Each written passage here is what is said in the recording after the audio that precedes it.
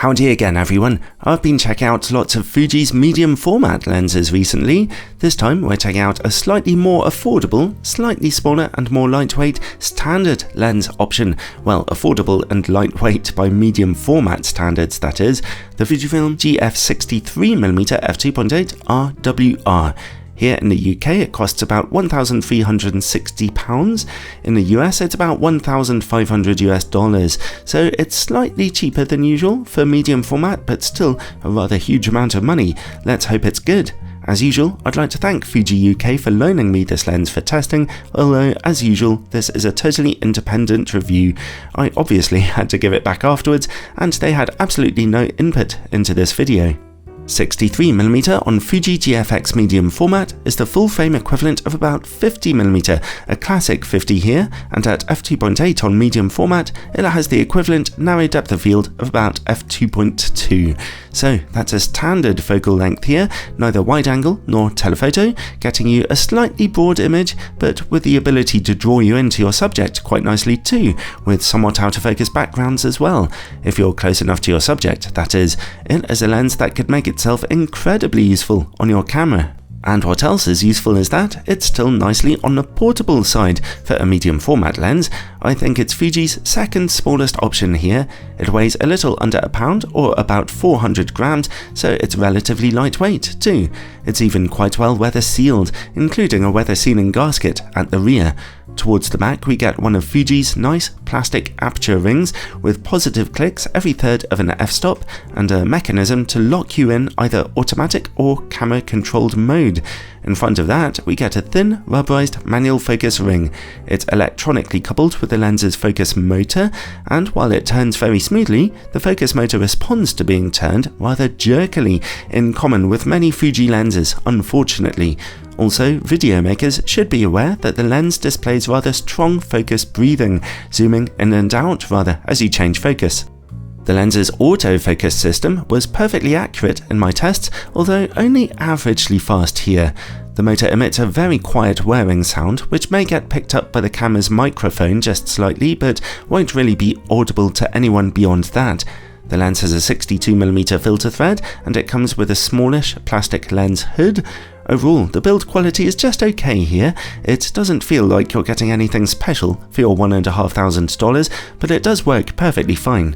What about image quality? Let's challenge this thing by testing it on a Fuji GFX100 Mark II with its 102 megapixel sensor. In-camera corrections are turned on for this test. At f2.8 we see brilliant sharpness here and very good contrast, although unfortunately we also catch some purple fringing on contrasting edges. Over in the corners, image quality is softer but still quite acceptable. Stop down to f4 for a little more sharpness in the corners, and back in the middle, that purple fringing has been replaced by perfect contrast for a beautiful image. f5.6 looks just as good in the middle, and the good news is that the corners are even sharper again, looking excellent here. The image stays there sharp down to about f11, where a touch of softness from diffraction becomes visible, and at f16 and especially f22, the whole image is getting pretty hazy. Overall though, it's a good performance here. There's a lot of nice sharpness at f2.8, and stopping down a bit brings around excellent picture quality across the image frame. Okay, let's bypass Fuji's automatic corrections by shooting in RAW and processing with third-party software, and take a look at distortion and vignetting. The lens projects moderate barrel distortion here, a little worse than I was expecting. Vignetting though is very heavy at f2.8.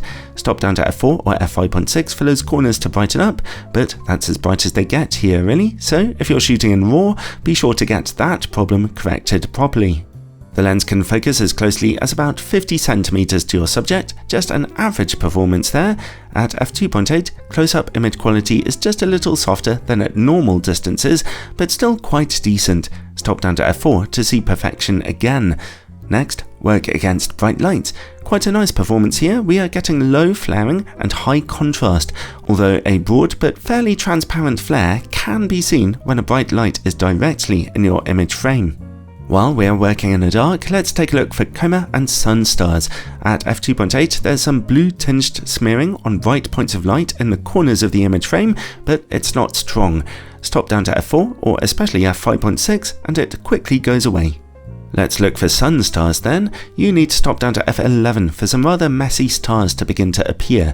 You really need to stop down to f22 or f32 for those to properly come into play, which isn't very exciting.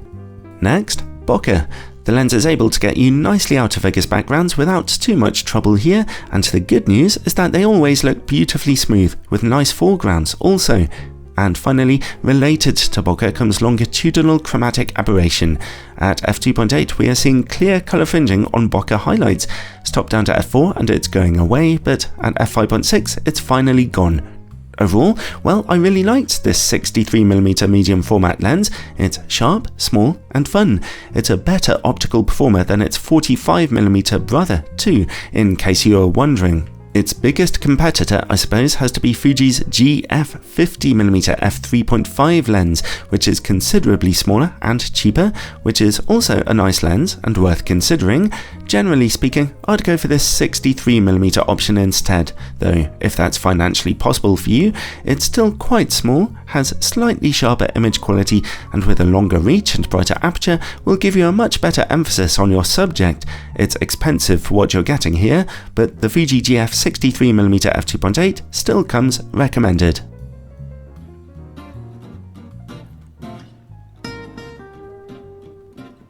Thanks for watching everyone, Patreon in the description below, and I'm open to suggestions for any other medium format lenses you might like me to test.